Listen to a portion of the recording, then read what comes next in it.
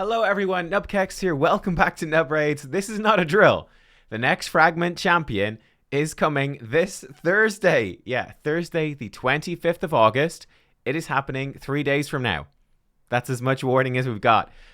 So kind of a spicy one. This is going to be a fragment champion as well, not a traditional fusion like Lanathril was. So the fragment champion, it's collecting up 100 fragments, usually from events, much like a fusion. This is typically much easier to do. You can hold on to them and choose when to summon them, all of the rest. And actually, this guy is an epic. This is an epic fragment collector. They usually do this once a year. They've got, we usually have 13 fusion or fragment events per year. So slightly more than one per month.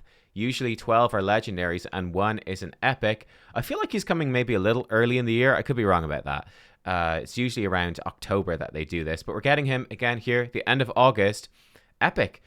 Potentially we're going to see Ultimate Death Knight soon as well as a free, probably login legendary is sort of the theory at the moment. So perhaps that's why we're seeing an epic this time around, not a legendary. But anyway, let's see what Plarium has to say about them. Nogoryo is a strong epic damage dealer whose skill set is heavily influenced by the increased attack buff. So if you don't have a good damage dealer yet, he can easily fill that spot. We'll look at his kit in a sec here. But they say that he can be your main or substitute damage dealer for the Shadowkin faction crypt and give your enemies lots of trouble in the arena.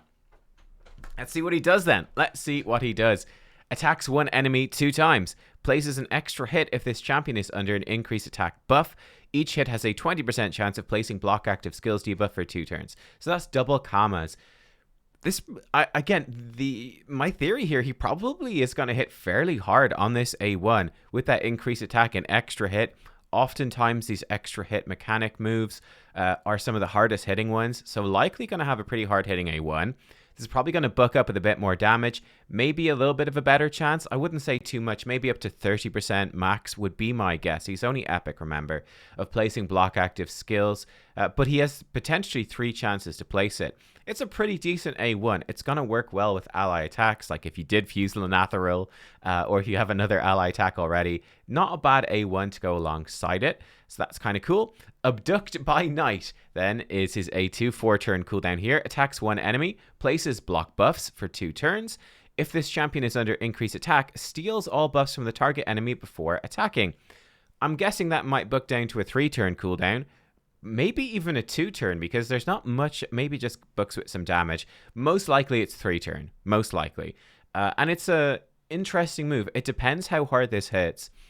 But I do think that this has some nice utility. The fact that he can steal buffs from the enemy before attacking, then place block buffs. Of course, the question is, if you build him as your main nuker, he's probably going to be a bit lower on accuracy. So he's going to struggle to land these things. You're going to want to be looking at increased accuracy. There are several good increased accuracy champions in Shadowkin, like Lady Kimmy, Yoshi the Drunkard, so on.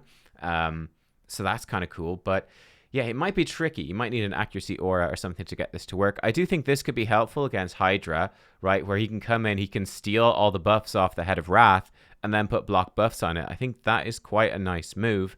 So yeah, we'll see. Then Faster Than the Eye, his A3, and this is what's really interesting. It's a 5-turn cooldown, might book to a 4-turn, but I'm not sure because of the effect here. It's an AoE attack, but decreases the cooldown of this skill by 1 turn when attacking under an increased attack buff. Now, I'm not 100% sure how this works. Is this going to, like, if I attack with his A1 or his A2, if I counterattack with either counterattack buff or masteries or revenge accessories, if I join in an ally attack, is that going to reduce the cooldown of this too? I'm not really sure. We'll have to actually see him in action to tell, I suppose.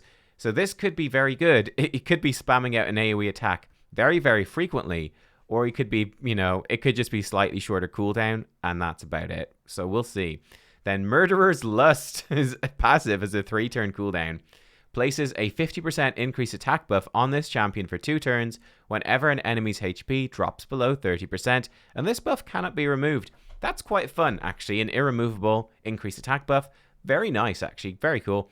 So I guess, like, whatever in the arena, you'll use your Seeker or Gore Grab or your Arbiter, whatever it is that you have to turn meter boost, increase attack. He will do his nuke, presumably decrease the cooldown of this, and if he nukes someone down low, he's going to refresh his increased attack buff. basically, which is kind of fun, seeing as so much of his toolkit is dependent on having increased attack.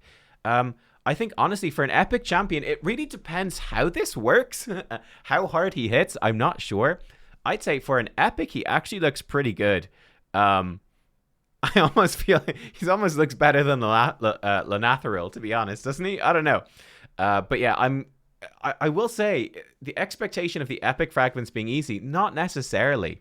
Not necessarily. The epic fragment events, they're usually fairly similar to the legendary fragment events, to be honest. Maybe a bit easier. We'll see what happens, especially with the shard events when this goes live.